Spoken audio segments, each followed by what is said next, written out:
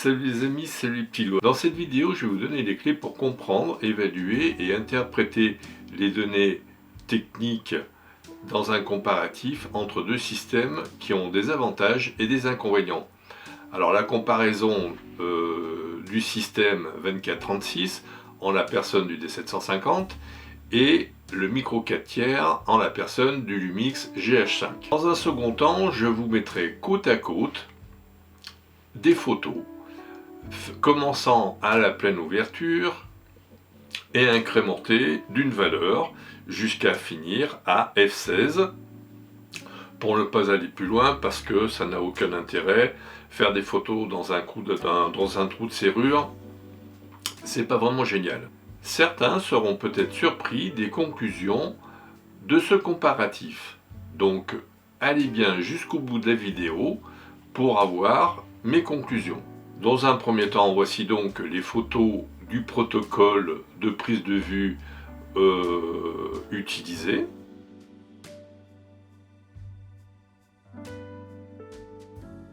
Alors les photos ont été faites avec un GH5 avec un 1260 et un D750 avec un 2420, ce qui correspond tous les deux aux mêmes valeurs. Voici deux photos concernant l'encombrement des deux systèmes, à savoir une comparaison stricto sensu de ces deux systèmes, le D750 avec un 2420 et le GH5 avec un 1260. Sur la balance, le D750, je regarde mes notes, 1,9 kg et le GH5, 1,290 kg. Donc déjà, avantage au GH5 quant au poids. Comme vous pouvez le voir, l'encombrement n'est pas vraiment comparable. Sur la deuxième photo, vous avez pu voir que le GH5 a un Winder, de même que le D750.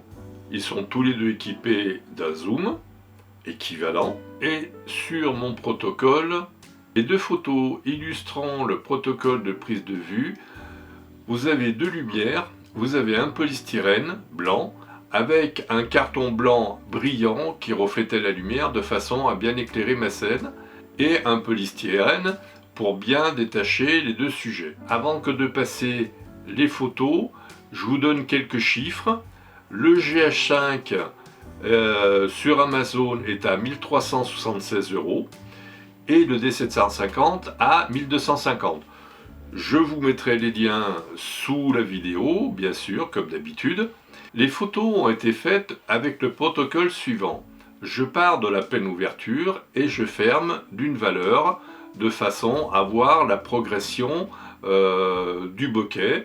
Et comme vous pouvez le voir au fur et à mesure de la progression de mes photos, le bokeh concernant le 24-36 est progressif et doux, alors que sur le GH5, il est beaucoup plus progressif et beaucoup plus doux.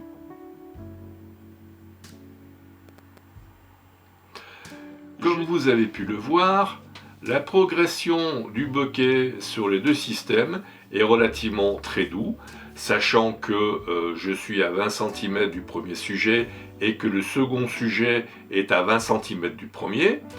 Donc la distance n'est pas très grande et donc effectivement le bokeh arrive assez lentement, heureusement d'ailleurs, parce que ça veut dire que ça nous permettra de faire de beaux flous, par exemple prise de nez nette et l'oreille un peu floue. Et jusqu'à la valeur de 16, le bokeh progresse sur les deux systèmes de façon relativement douce. Vous avez pu vous faire votre propre idée. Voici quelques chiffres pour vous donner après ma conclusion. Sur le GH5, nous avons un 20 mégapixels. Je vous mettrai la fiche technique en détail sous la vidéo. Excusez-moi, mais je peux pas mettre en lien un PDF parce que bon, le lien aurait une certaine durée, peut-être que le lien ne sera plus disponible, donc je vous mettrai la fiche détaillée en chiffres sous la vidéo. J'en suis désolé, mais bon, j'ai pas pu faire autrement. Donc le GH5 est un 20 mégapixels alors que le D750 est un 24 mégapixels. Mais j'allais dire que on peut considérer que l'un et l'autre travaillent dans la même gamme de mégapixels. Ensuite, vous avez la sensibilité.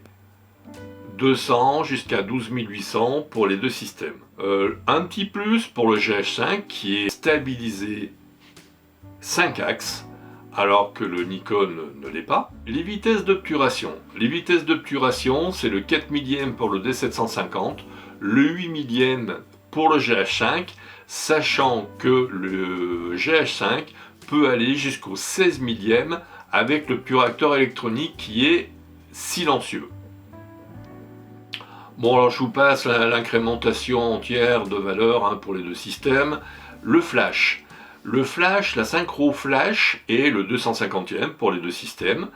Le X, la vitesse X, c'est-à-dire, vous savez, le bouton du milieu central, qui vous tombez sur un flash basique, ça partira au 200e de seconde dans les deux systèmes. Donc là encore, système comparable. Un petit plus pour le GH5, il fait de la photo en 6K. Et je ne vous raconte pas la cadence infernale du système. Je vous mettrai dans la fiche technique tirée des sites officiels des deux marques, Panasonic et Nikon. Alors le GH5, autre petit avantage, tourne en 4K avec le format H265 ou le format 264, H264, et il fait du 4:2 10 bits en interne, ce qui est un format relativement très rapide ou ce qui permet d'enregistrer beaucoup d'informations. Voilà, alors ma conclusion, c'est que au niveau encombrement, au niveau rapidité, au niveau capacité en vidéo, le GH5 a une tête d'avance sur le D750. Le D750, lui, filme en 1080, donc est légèrement en retrait. Au niveau de la vitesse pure, il est également en retrait puisque le GH5 tourne jusqu'au 8 millième de seconde alors que le D750 ne tourne que jusqu'au 4 millième.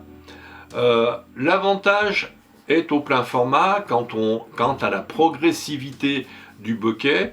Ceci dit, j'allais dire que on ne voit cette différence que, entre guillemets, sur le papier, quand on a deux photos stricto sensu prises dans les mêmes conditions, côte à côte. Si on a une photo dans un coin et que 5 minutes après on vous dit tiens, j'ai fait cette photo-là en plein format, j'ai fait cette photo-là au GH5, vous ne verrez pas de différence. Sauf effectivement à 16, le F16, c'est pas l'avion, hein, mais à diaphragme 16, là effectivement la netteté sera beaucoup plus grande sur le GH5 que sur le D750. Mais c'est à peu près la seule différence. Sachant qu'au niveau prix, ils sont d'un prix équivalent, le D750 a bien baissé, le GH5 a beaucoup baissé. On va dire qu'à une centaine d'euros près, je pense qu'on peut les trouver quasiment au même prix. La différence se fera sur le poids des bêtes et sur le fait qu'avec le GH5, on puisse avoir de la vidéo stabilisée et que l'on peut prendre des photos stabilisées 5 axes. On n'a pas de trépied, avec un GH5 vous vous en tirez parfaitement. Tous deux ont 2 slots pour les cartes, ce qui peut sauver la mise dans la mesure où on peut avoir oublié de remettre une carte. Donc c'est important, vous faites des photos, vous partez, ah, mince, j'ai plus de slot, enfin j'ai pas de carte dans mon slot.